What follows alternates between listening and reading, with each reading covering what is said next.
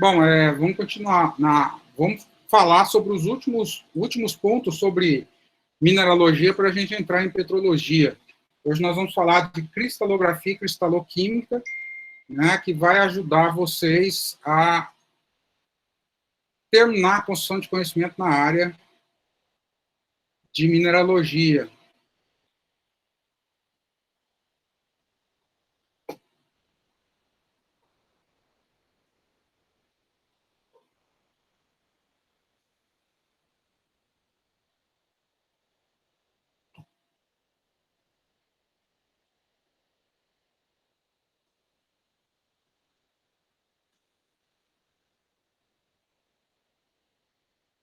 Então, está aí o conteúdo de cristalografia e cristaloquímica.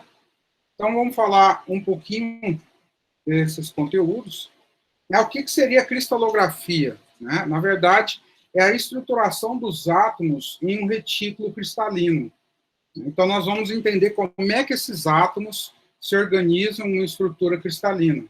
Então, em função do tipo de organização dos átomos, nós temos diferentes tipos de arranjos. Nós temos os arranjos cristalinos, onde a estrutura se reproduz igualmente em todas as dimensões, e nós temos os sistemas, os arranjos amorfos, onde há alteração no arranjamento dos átomos na estrutura, o que impede a estruturação em formas geométricas cristalinas, ou seja, aquele mineral acaba obtendo uma forma, na verdade, ele não tem uma forma cristalina específica. Isso aqui é muito interessante porque os minerais, a forma desses arranjos cristalinos ou amorfos, estão muito correlacionados com o ambiente onde esses minerais se formaram. Se ocorreu o resfriamento, né, desse magma de forma lenta, com certeza deu tempo para ocorrer a formação de cristais em uma estrutura cristalina, onde ela foi nucleando e crescendo nas 3 dimensões. Quando, né, o resfriamento do material de forma rápida, por exemplo, né, quando o magma resfria no mar. Né, na maior parte das vezes, né, com o resfriamento muito rápido, não dá tempo dos átomos formarem um arranjamento cristalino e, assim, né, obter uma forma cristalina.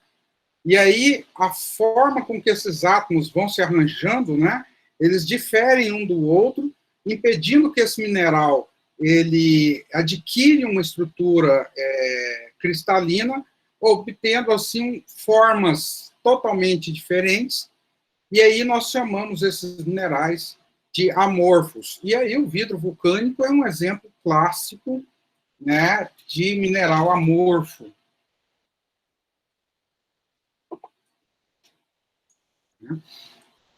Os sólidos cristalinos, nós podemos ter vários, né? Nós temos os cristais moleculares, os cristais covalentes, por exemplo, o diamante, os cristais iônicos, a halita, os cristais metálicos, exemplo, níquel, e os cristais mistos, exemplo, a grafita.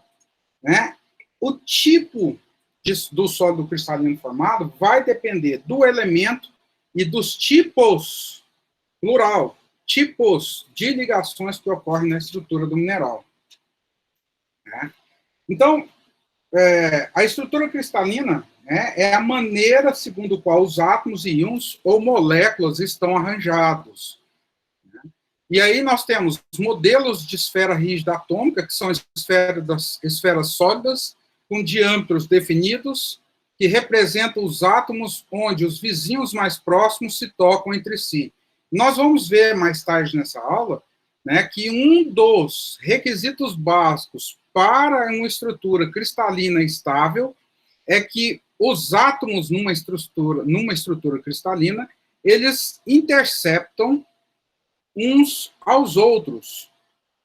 Então, há uma interceptação, né, dos átomos uns aos outros, formando assim um empacotamento denso e cristalino.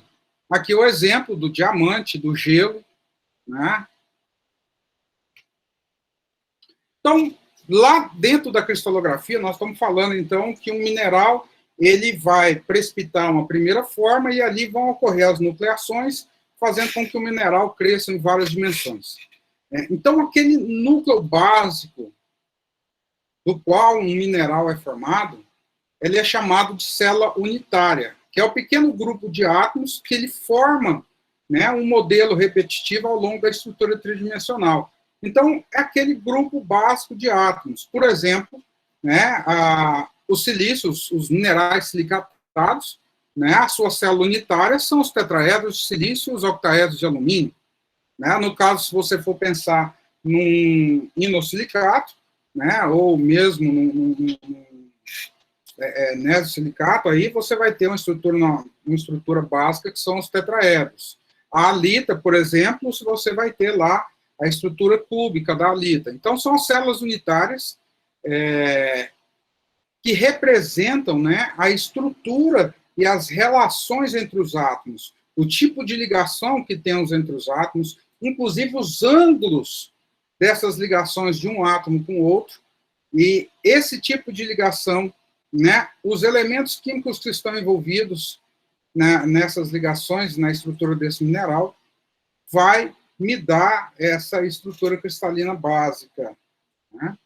Então, aí, célula unitária, né, é como se eu pegasse a estrutura de um mineral e eu pegasse lá a unidade básica, que quando repetida nas 3 dimensões, né, quando ela se repete nas 3 dimensões, forma um mineral. Então, aqui no caso da halita, nós temos essa célula unitária, né, onde nós temos, geralmente, esses átomos maiores são os ânions, e os cátions, eles ficam entremeados aqui no meio. Então, se você pegar aqui essa estrutura aqui, ó, nos ápices, aqui, né, possivelmente nós temos, né, os ânions, e aqui dentro nós temos os cátions, distribuídos em todas as dimensões. E esse tipo de arranjo que ocorre entre os átomos vai proporcionar que nós possamos estudar algumas características básicas das células unitárias dos nossos minerais. Se nós pegarmos uma célula unitária, representada aqui por esse cubo, então nós temos esse cubo aqui que representa uma célula unitária. Né? Se nós pegarmos do seu ponto simétrico e traçarmos eixos nas 3 dimensões, x, y e z, né, nós vamos ter algumas informações importantes. Né? Por exemplo, o ponto de interseção com o eixo x, chamado de A, o ponto de interseção com o eixo y, chamado de B, e esse ponto de interseção com o eixo z, chamado de C. E nós vamos ter os ângulos que são formados, né, em relação aos eixos. Então, nós vamos ter alfa, beta e gama, né, sendo que aqui alfa é o ângulo formado, né, da estrutura do meu mineral em relação a y, né, a alfa não, é z, né, beta, x e gama é y, ok? E essas propriedades, os pontos de interseção, em nanômetros, na maior parte das vezes, ou angstroms, e esses ângulos formados de interceptação com os eixos de um, vamos assim dizer, de eixos das 3 dimensões, eles são quase que a digital de um mineral. Né? E é em função desses ângulos e dessas distâncias que vai nos dizer qual que é a estrutura básica, o formato básico tridimensional que será formado, que formará esse mineral. Então, é através do arranjamento, né, desses ângulos e dessas distâncias, das células unitárias, que nós vamos entender como é que ocorre a construção do retículo cristalino. Então, o retículo cristalino é justamente a rede tridimensional formada pelos ânions e cátions que compõem um determinado mineral. Né? E aí, o retículo cristalino, basicamente, nós temos 6. Né? Então, vamos a eles lá, que são os retículos de Bravais. Né? Aqui eles falam 14 tipos possíveis, mas nós podemos dividir eles em 3 grupos possíveis. Então, nós temos os triclínicos. Quais que são as características aqui? Ó?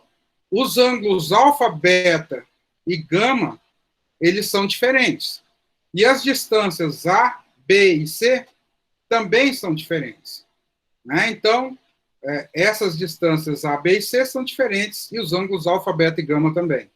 Os monoclínicos, né? Os ângulos alfa e gama possuem ângulo igual a 90 graus, que difere do beta.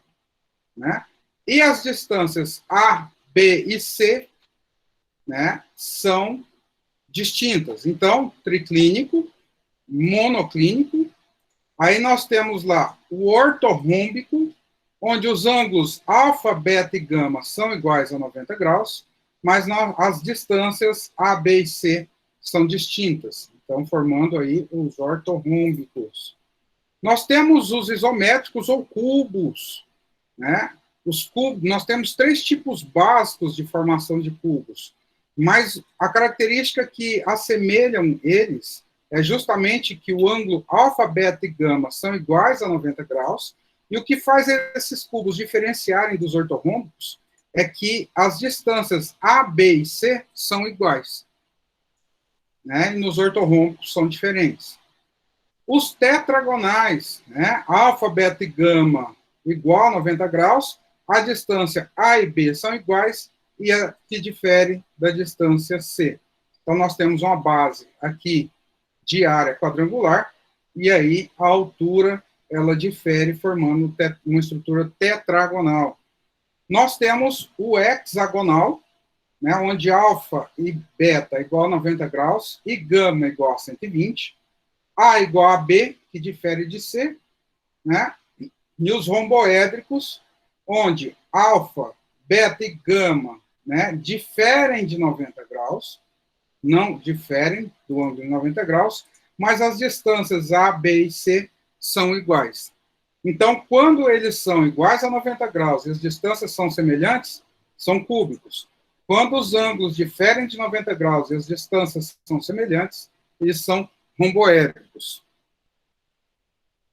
E aí, através dessa estrutura cristalina, né, desses retículos de Bravais, nós praticamente podemos estudar algumas características cristalográficas dos minerais. Uma das principais características cristalográfica dos minerais é a sua simetria. Essa característica de simetria significa o seguinte: se eu colocar uma estrutura de mineral em frente a um espelho, o que nós vamos ver projetando no espelho é semelhante à estrutura que nós temos aqui do outro lado. Então, todo mineral ele tem um plano simétrico, né, no qual, se nós pegarmos aquele plano simétrico, colocarmos ele em frente a um espelho, ele vai ter refletido, né, uma estrutura de forma semelhante. E esse plano simétrico, ele tem um ponto central. E esse ponto central é chamado de centro de simetria. Esse ponto de simetria é aquele, né, lá no meu plano simétrico, no qual eu posso girar o meu mineral em qualquer dimensão e eu vou estar, né, vendo ele ou de cabeça para cima ou de cabeça para baixo. Eu vou estar vendo a mesma coisa.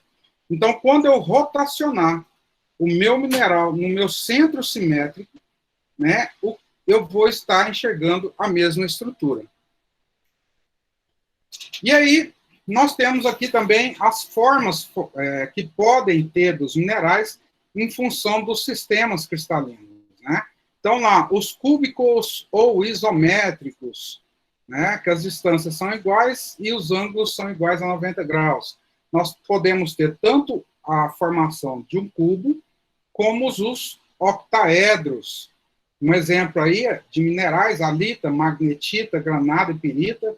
Olha lá a magnetita, importante, né? E a pirita é muito interessante. Nós temos os tetragonais, né, que podem formar prismas ou pirâmides tetragonais. Um exemplo aí, o zircão e a xelita. os hexagonais e trigonais, né, que podem formar desde prismas e pirâmides trigonais, né, a romboédricos, a prismas e pirâmides hexagonais.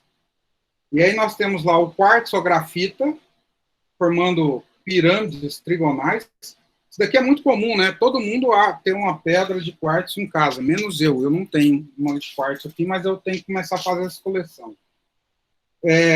Romboédricos, né? No caso da calcita e dolomita, que aí são os minerais que compõem o calcário, né? E os prismas hexagonais, ou pirâmides hexagonais, a nefelina.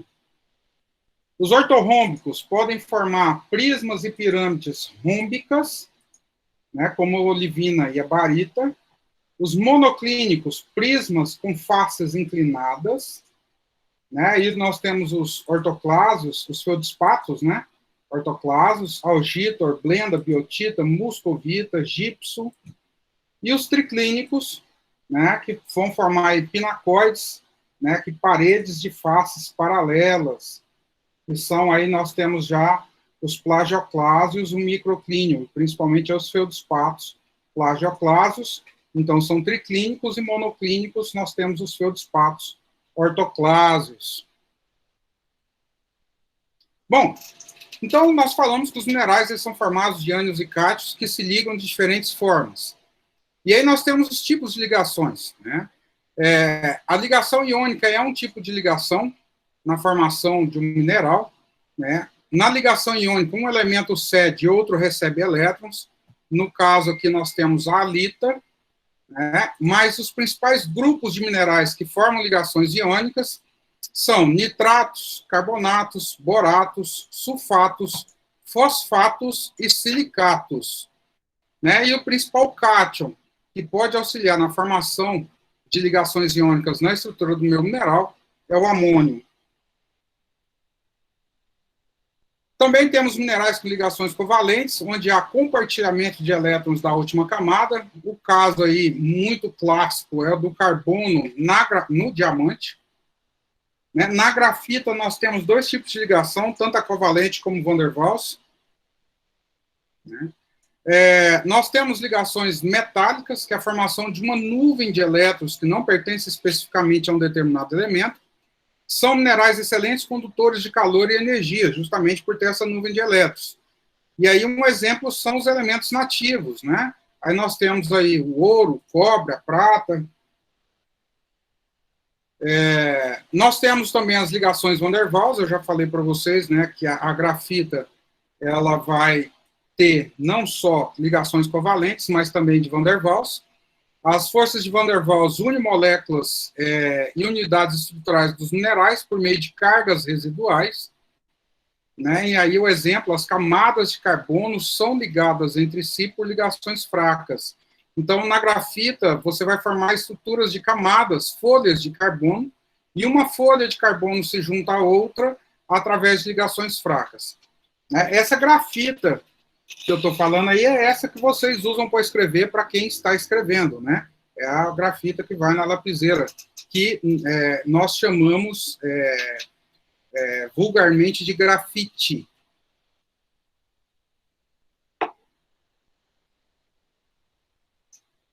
Vamos lá. Então, em função do tipo e números de ligações, nós podemos classificar nossos minerais em minerais homodésmicos, são minerais com só um tipo de ligação, e os heterodésmicos, que são minerais com mais de uma ligação na estrutura. Já citei aí a grafita, com ligações covalentes entre os átomos de carbono na folha, e entre as folhas de carbono nós temos ligações de Van der Waals. E o talco, né, que nós temos ligação iônica covalente e de Van der Waals entre as estruturas das lâminas de silicato. Né? Esses diferentes tipos de ligações podem explicar um menor ou maior grau de dureza de um material. Vamos ver. Vocês são muito bons em termodinâmica, né? Lá na termodinâmica nós temos uma lei, que é a lei da entropia. Né? A lei da entropia fala o seguinte, que tudo no universo tende à desordem. Né? Ou melhor, todo composto no universo busca uma forma para se manter mais estável com menor quantidade de energia possível. E aí eu pergunto, né? Por exemplo, carbono. Qual que é a forma mais estável de carbono nas nossas condições de temperatura e pressão aqui da Terra que guarde uma menor proporção de energia para ele se manter estável? Essa é uma pergunta muito interessante, porque essa pergunta vai ajudar a explicar por que nós envelhecemos, porque materiais de madeira quebram com o tempo, né? Então, né, e o que ajuda a explicar essa pergunta é uma das primeiras frases do livro de Gênesis, lá na Bíblia, onde fala que do pó tu veias, para o pó tu irás. Então, é muito importante nós entendermos que na natureza a energia ela não se perde, ela vai se transformando. E os compostos, eles sempre vão buscar a sua estabilidade, o seu equilíbrio com a menor quantidade de energia possível. Então, nós podemos ter condições ambientais que podem mudar em função de clima, em função de temperatura, em função de disponibilidade de água, né, em função de vários outros fatores, de pressão, né, e essas variações de condições naturais de pressão, temperatura, umidade, elas podem mudar, né, as condições de equilíbrio que nós temos no meio. Né? Não só é isso também, mas também a concentração de íons, né, no meio pode mudar.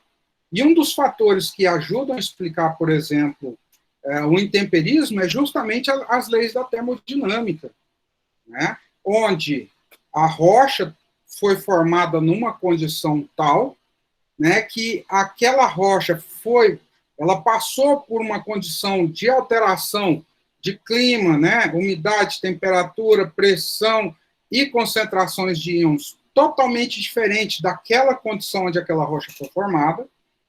E aí aqueles minerais que compõem a estrutura daquela rocha, eles foram sofrendo transformações, né, para que aqueles elementos químicos buscassem ser estáveis, né, nessa outra condição totalmente diferente, que é a condição em que a rocha foi formada. E aí, nesse processo de transformação, nós podemos ter perdas de componentes ou até adição de outros componentes. E nesses processos de perdas, nós podemos ter a formação de um material totalmente diferente do material originário, que é a rocha. Né? Com certeza, nós vamos pegar uma rocha, vai passar por intensos processos de transformação, e lá na frente nós vamos ter um material em pó, né? Mais solto. E a resistência que esse material impõe aos processos de transformação depende muito, e muito mesmo, né, dos tipos de ligações, né, da composição mineralógica da rocha, e lá no mineral, né, dos tipos de ligações. E aí eu dou dois exemplos muito clássicos, né? O diamante e a grafita. O diamante só tem ligação covalente. A grafita tem covalente força de Van der Waals. A grafita, o diamante é o mineral mais duro da natureza. É utilizado em broca dentista, né, em broca para riscar vidro, né, ele é utilizado em tem diversos usos em função do seu grau de dureza, e a grafita vocês conseguem escrever, né, uma simples pressão da mão, e não precisa ser muito forte, vocês já conseguem, né, destruir toda a sua estrutura.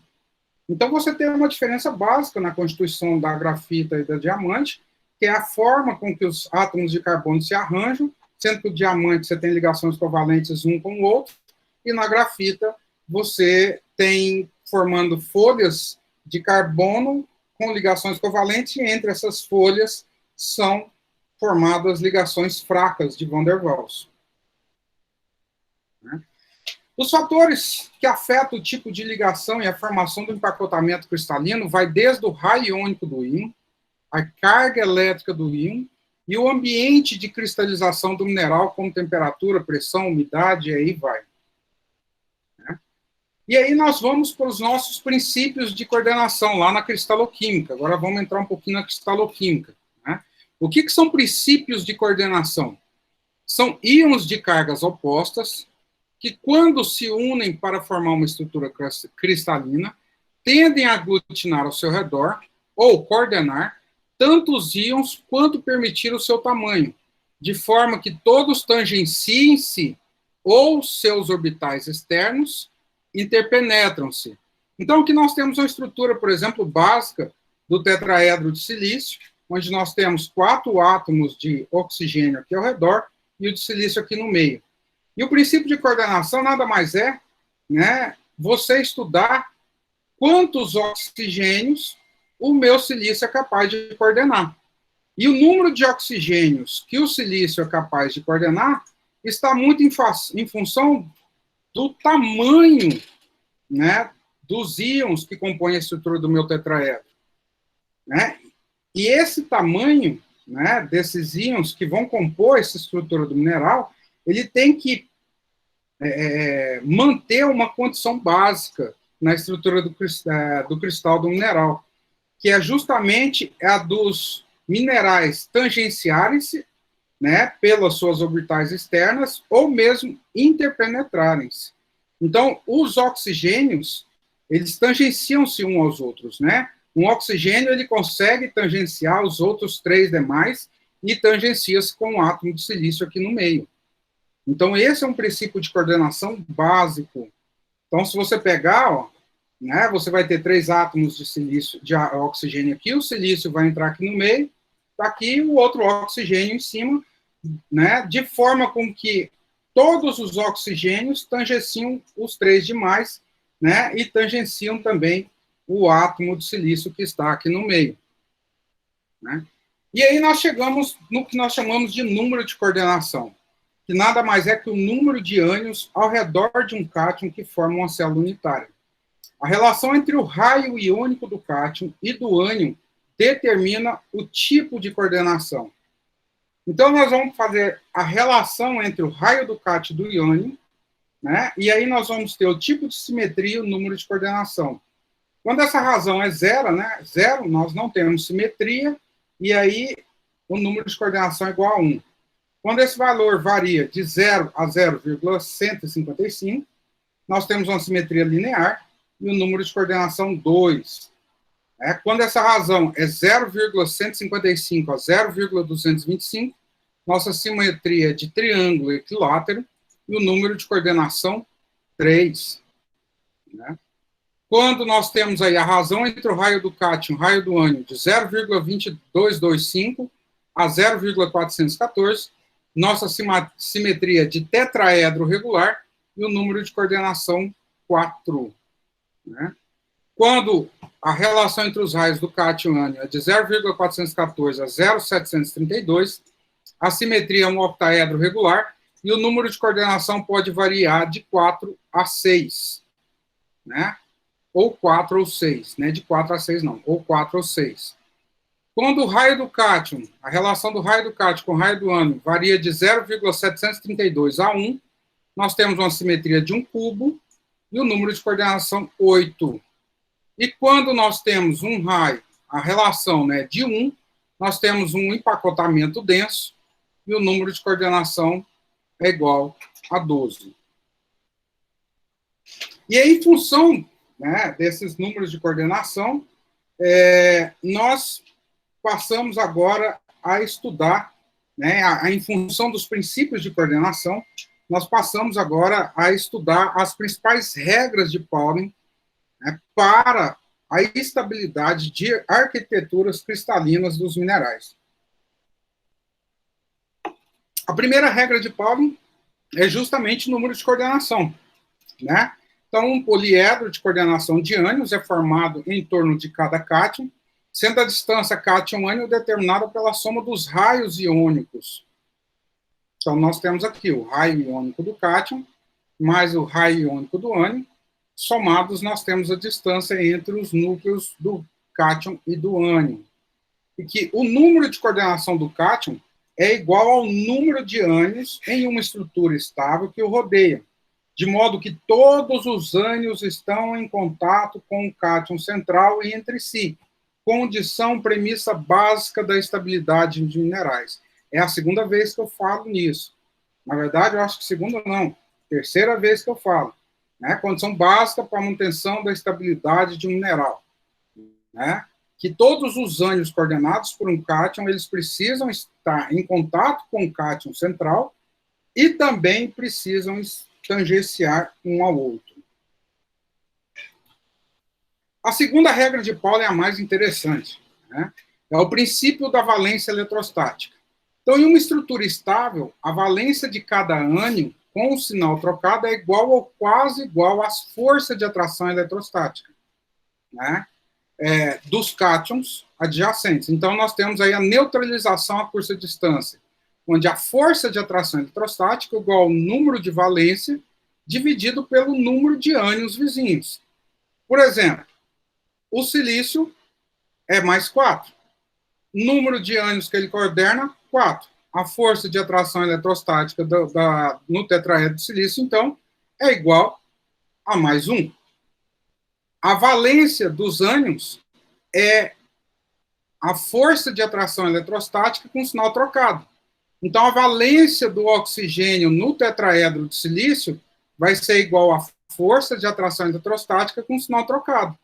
Se a força de atração eletrostática, que é a curta distância na estrutura do tetraedro, é igual a mais 1, eu tenho que a valência dos meus ânions é igual a menos 1.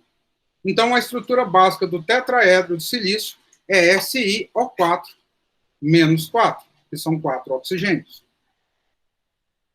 Então, aqui nós temos também, coordenando 6, né, oxigênios, então, um cátion, né, coordenando 6, então, a carga do meu ânion vai ser 1/6 da carga do meu cátion, se meu cátion for monovalente, né, então vai ser 1/6. E aqui no caso de um cátion divalente, né, coordenando 8, né, 8 ânions, eu vou ter que a carga de cada ânion vai ser igual a 2 dividido por 8. 2 dividido por 8 é igual a 1/4. Então, a carga de cada ânion vai ser igual a menos 1/4. Né? E aqui, nós temos aqui exemplos básicos, né, mostrando os íons, os principais cátions formadores de minerais, né, com a relação entre o raio do cátion com o raio do oxigênio, que é o ânion padrão, né, qual que é o número de coordenação estimado, né, e qual que é o observado na natureza, e qual que é a força de atração eletrostática. Então, o silício, ele vai ter número de coordenação estimado igual a 4, que é observado na natureza também é igual a 4. Né? E a carga dos seus ânions é igual a menos 1, e a força de atração eletrostática, 1. O alumínio, olha aqui que interessante, o alumínio ele pode tanto coordenar 4 como 6. Tanto que o alumínio pode substituir o silício na estrutura dos tetraedros. Olha aqui, viu? O alumínio ele coordena 4 ou 6. Quando ele substituir o silício na estrutura do tetraedro, ou seja, quando ocorrer substituição isomórfica nas lâminas de tetraedro de silício, né, o alumínio vai estar com 4, coordenando 4, né, oxigênios. Na natureza é observado também número de coordenações igual a 4 e 6, 4 ou 6, né, e as forças de atração eletrostática, lá, 3/4, e aqui, meio. Né? Se você pegar 3/4 e multiplicar por 4, né, oxigênios que vai dar menos 1. Não é verdade? 3/4 vezes 4 vai dar o quê? Menos 1. Então, isso é só para a gente brincar. Quando você pega o ferro oxidado, então, ferro oxidado, trivalente, ele tem número estimado de coordenação igual a 6 e observado igual a 6. Então, a carga de meio. O sódio, também número de coordenação 6. né? A força de atração eletrostática, 1/6. O ferro reduzido, aqui o ferro reduzido, né? O número de coordenação estimado a 6, o que é encontrado na natureza de 6 ou 8, né? E a força de atração eletrostática, 1/3. O potássio, né? O número de coordenação estimado é igual a 8, o que é encontrado na natureza, número de coordenação 8, 9 e 12, e a força de atração eletrostática é 1/9. Bom, a terceira regra de Pauling é o compartilhamento de bordas, e particularmente de faces, de adjacentes poliedros, tende a decrescer a estabilidade de uma estrutura iônica. Ou seja, quanto mais faces eu compartilhar com outra célula unitária, né, menor a estabilidade do meu mineral. E essa quarta regra de Pauling aqui, ela vai ajudar a explicar muito isso. Essa quarta regra de Pauling, ela fala o seguinte, que em um cristal com diferentes cátions, aquele com maior valência e pequeno número de coordenação tende a não compartilhar bordas ou faces com eles mesmos. Então, e na verdade, ele vem mostrar justamente o seguinte, que quando você tem, né, numa estrutura de um cristal, cátions diferentes, né, você tende a ter uma menor estabilidade. E essa imagem aqui ajuda a entender a terceira regra. Se você pegar, por exemplo, esse tetraedro, esse primeiro tetraedro, está compartilhando um ápice com o tetraedro vizinho.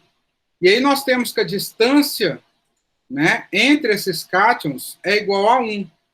Se a minha distância é igual a 1, a força de repulsão do núcleo, né, do átomo aqui do silício para o outro átomo de silício vai ser muito menor quando eu tiver o compartilhamento de uma face. Olha aqui eu estou compartilhando uma face. A distância entre os dois átomos, entre os dois cátions, é de 0,58. Então, a força de repulsão aqui é bem maior. Então, esse mineral aqui, ele é menos estável do que o primeiro. E esse terceiro aqui, que compartilha 3 faces. Então, compartilham 3 faces. A distância de um cátion para o outro é de 0,83. Então, se eu tenho uma menor distância, a força de repulsão entre eles vai ser maior. Então, significa que esse mineral aqui é o menos estável comparado aos dois. Então, aqui, né, aqui compartilhou só um ápice, aqui compartilhou uma face é menos estável, e que quando compartilham, no caso aqui, 3 faces, a estabilidade é menor ainda. E a quinta regra, que ela complementa tudo, que é a regra da economia. Aquele mineral que tiver o menor número de constituintes possível, né, ele é mais estável. Então, se você pegar, por exemplo, qual que é o mineral de maior dureza, né, na natureza? É o diamante. E no solo, quais são os mais resistentes? Por exemplo, o quartzo. O quartzo tem silício e oxigênio. Ele só tem 2 elementos químicos. Se você pegar os outros minerais não tão estáveis, por exemplo, como minerais 2:1, né, como a muscovita, biotita e aí vai, você tem lá alumínio, silício, oxigênio, hidrogênio, potássio, né? Ele é muito menos estável do que o quartzo, só tem silício e oxigênio, né? Então, de forma resumida, né, mesmo, né, em outras palavras, né, mesmo em estruturas bastante complexas, íons diferentes podem ocupar a mesma posição estrutural, e quanto maior o número de constituintes num cristal, né, menor tende a ser esse cristal e menos estável tende a ser esse cristal. Então, essas são as regras de Pauling. Assim eu finalizo o conteúdo de mineralogia com cristalografia e cristaloquímica, e esse conteúdo é muito importante para a gente entender os comportamentos dos minerais no solo. Eu vou finalizar agora. Não deixem de fazer a leitura e complementar os estudos.